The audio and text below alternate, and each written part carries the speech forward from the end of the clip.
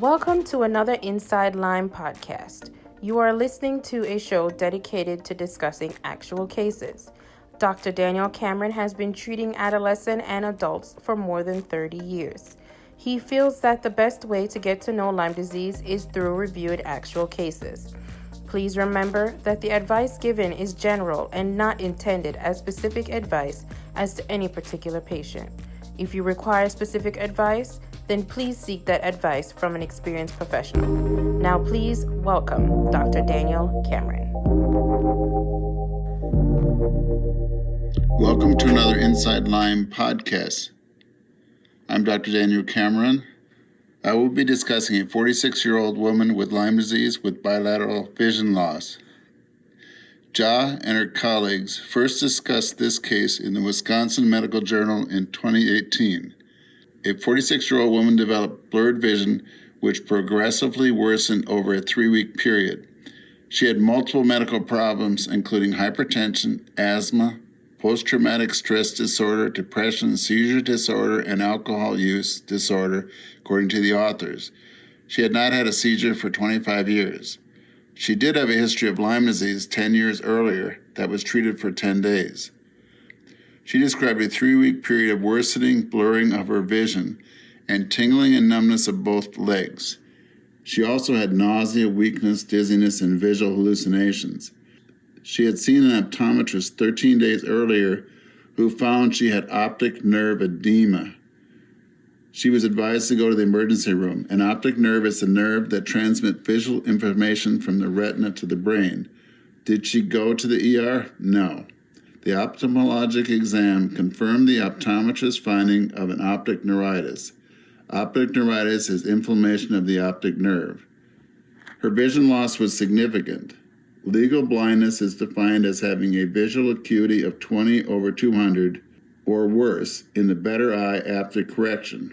Her visual acuity was 20/400 in both eyes, although she hasn't been corrected yet and she hasn't been treated yet. She also had an impaired color vision in both eyes. The blood tests were positive for Lyme disease. Her IgG and IgM antibodies and Western blot IgM were both positive. Her Western blot IgG was positive for 3 of 10 bands. The CDC requires that 5 out of 10 bands be positive on an IgG Western blot test. The doctors could not find another cause for her optic neuritis.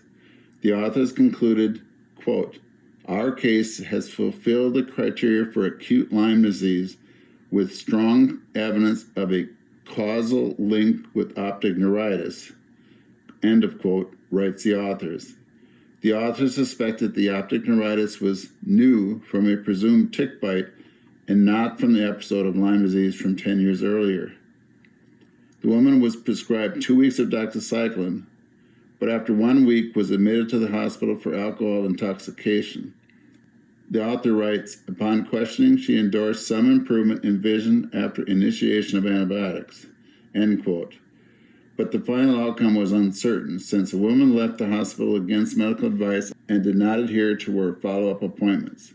Whether her symptoms resolved completely thereafter is unknown, writes the authors. The authors remind doctors to include Lyme disease in a differential diagnosis of optic neuritis. What can we learn from this case? Lyme disease should be considered in an evaluation of optic neuritis.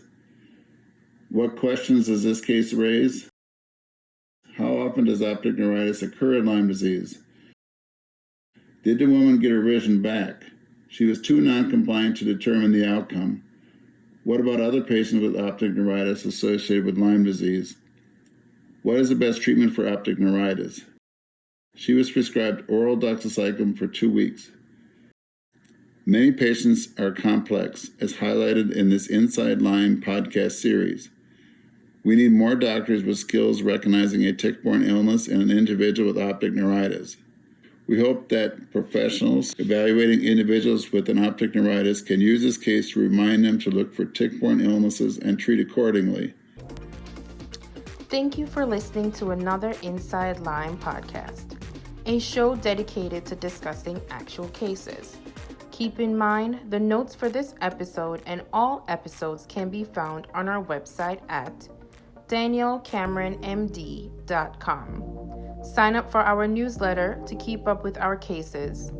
As always, it is your likes, comments, and shares that help spread the word about this podcast and our work. If you can, please leave a review on iTunes or wherever else you get your podcasts. Until next time on Inside Lyme.